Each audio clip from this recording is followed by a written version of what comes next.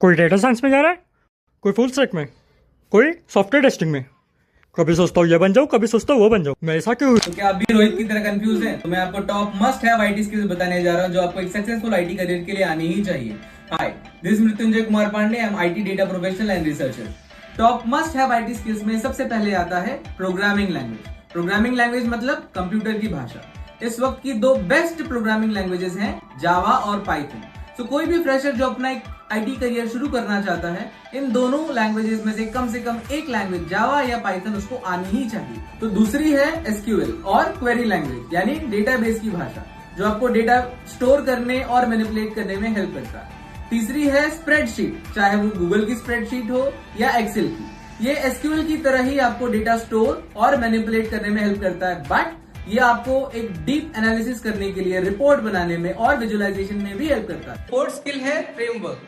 Customer की requirement को समझते हुए प्रोग्रामिंग लैंग्वेज का इस्तेमाल करके जब हम कोई वेब एप्लीकेशन या डेस्कटॉप एप्लीकेशन को क्रिएट करने के लिए जो सेट ऑफ टूल्स और रिसोर्सेज की जरूरत पड़ती है, उस रिसोर्सेज को और सेट ऑफ टूल्स को कहा जाता है फ्रेमवर्क। तो अगर आपने पाइथन चूज किया है तो आपके लिए फ्रेमवर्क होगा जेंगो। अगर आपने जावा चूज किया है तो आपके लिए फ्रेमवर्क होगा स्प्रिंग बूट और हाइबर। तो पांचवी स्किल है वर्जन कंट्रोल।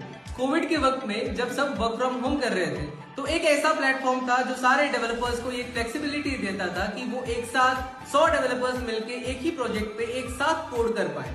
उस प्लेटफॉर्म का नाम है गिटहब, या कोई भी वर्जन कंट्रोल जो इस तरह की फ्लेक्सिबिलिटी देता है, चाहे वो गिटहब हो, बिटबकेट हो या कोई और ऐसा प्लेटफॉर्म। सो सिक्स्थ स्किल है एफर्ट एनालिसिस। तो लेट्स सपोज आपके टीम लीडर या प्रोजेक्ट मैनेजर ने आपको एक प्रोजेक्ट दिया हुआ है, तो आपको उस प्रोजेक्ट की रिक्वायरमेंट को समझकर उसे इवैल्यूएट करना होगा, जैसे कि उस प्रोजेक्ट को किस प्रोग्रामिंग लैंग्वेज में करना है, उस प्रोजेक्ट को करने के लिए कौन से स्किल्स और टूल्स यूज करने होंगे, उस प्रोजेक्ट में कितने रिसोर्सेज लगेंगे और उस प्रोजेक्ट के कितने फेजेस होंगे। ये सब डिसाइड करके, ये सब इवैल्यूएट करके आपको एक डेडलाइन डिसाइड करके आनी चाहिए। सो 12th स्किल है कम्युनिकेशन। आईटी में technical skills are important, but communication skill and soft skill are most important. अगर आपको आपकी बात रखना आती है, इफेक्टिवली रखनी आती है, आपके व्यूज को एक्सप्रेस करना आता है, तो that adds in volume to your personality and enhances your skill. तो 8th स्किल है प्रोफेशनल नेटवर्क। आज के रैपिडली ग्रोइंग डिजिटल एरा में अपना एक प्रोफेशनल नेटवर्क होना जरूरी है,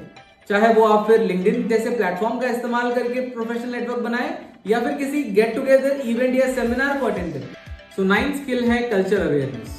एक कोट है जिसके मुताबिक nothing is black, nothing is white, everything is grey. उसी तरह कॉर्पोरेट में भी कहा जाता है, no one is your friend, no one is your enemy, everyone is just doing their role to build their own. And most importantly, जो task, जो काम आपको असाइन किया गया है, आप उसे डेडलाइन पे फिनिश करें। आपको डेडलाइन की इंपॉर्टेंस को समझना होगा। तो ये था top must have 9 IT skills जो आपको एक सक्सेसफुल आईटी करियर गारंटी देगा।